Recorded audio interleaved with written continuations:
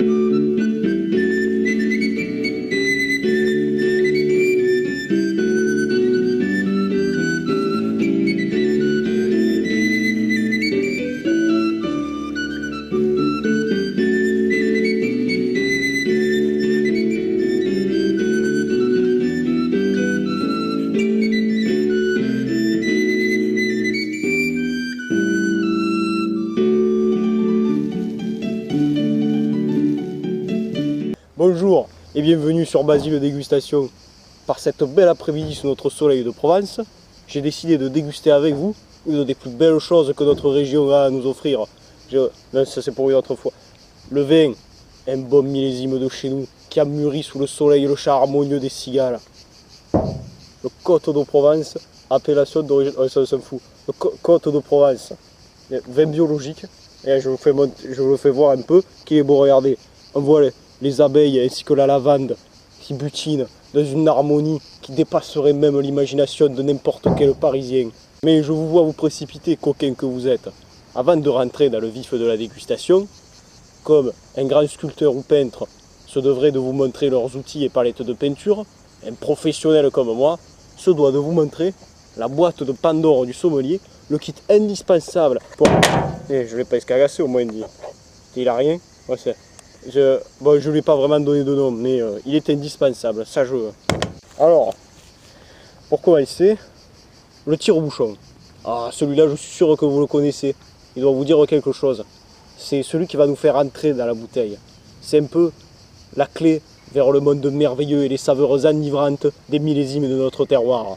Moi, je m'emporte un peu, hein, mais il n'en est pas loin. Hein. Ensuite, nous avons un thermomètre, afin de contrôler la température de l'air qui nous entoure.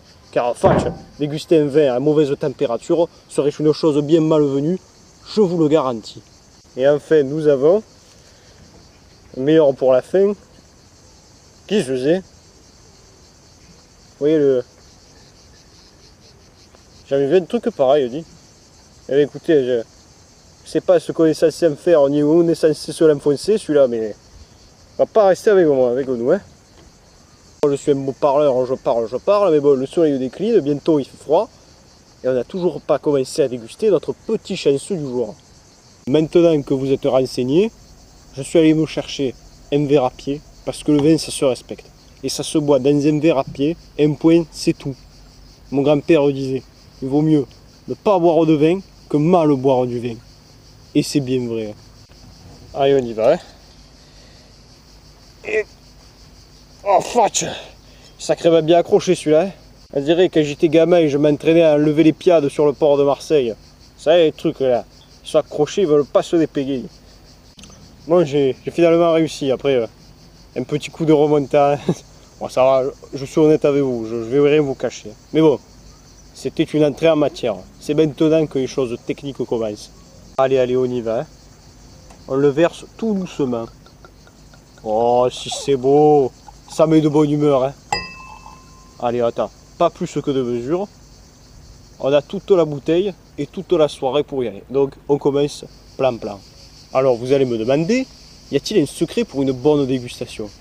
Mais je vais vous le dire. Le secret d'une bonne dégustation, une dégustation réussie, c'est d'avoir éveillé ses 5 sens.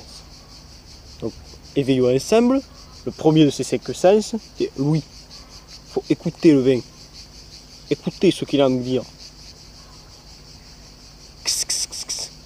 On sent le mûrissement du Mourvèdre sous le chant harmonieux des cigales de Provence. Ah oui, je l'entends bien, oui. Oui. Oh. Deuxième étape d'une bonne dégustation, nous allons éveiller ensemble la vue. Bon, même avec des lunettes, ça marche, rassurez-vous. Sinon, je serais bien malheureux. Hein. Il faut regarder le vin, regarder la robe. C'est un peu comme une jolie fille. Il faut regarder bien, attentivement. Hein. Ça tourne. Les larmes, je vous dis, c'est un peu comme une jolie fille. Toujours avec les larmes qu'on sent la sincérité du produit. La troisième étape de la dégustation, on rentre dans la partie un peu plus complexe, un peu plus technique, où il faut faire appel à nos sens les plus affûtés, j'ai nommé l'odorat.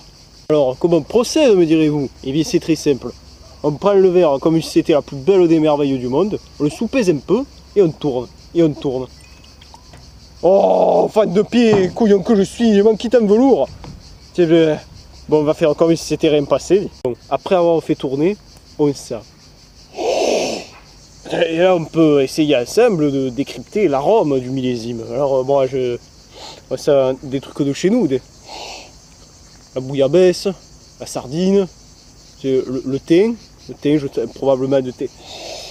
L'aioli, je le sens bien. Ah, lui, je le sens bien. Ça sent bon, hein. Ça sent chez nous. Pour clôturer cette bonne dégustation, on va passer au bouquet final des saveurs. Moi, j'avais dit 5 sens, mais on va faire 2 années. Hein.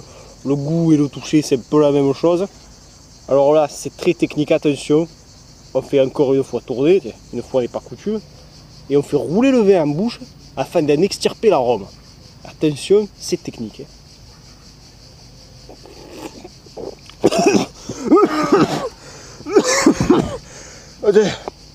C'est bon, là j'ai foiré la manip, mais normalement c'est comme ça qu'on fait. La fausse route, j'ai cru que j'allais y rester. Et c'est avec plaisir, honneur, mélancolie et tristesse, un peu, que je vous annonce la fin de cette dégustation. J'espère que ça vous aura plu. On a passé l'après-midi dehors ensemble. Je commençais, le soleil était tout là-haut. Il s'est couché avant nous, le coquin. Mais je peux vous dire une chose, déguster ce vin d'exception avec vous et le chant des cigales, c'était la plus belle chose qui puisse m'arriver. Je vous fais des bisous, à la prochaine fois, et n'oubliez pas trop vite le matin, doucement l'après-midi.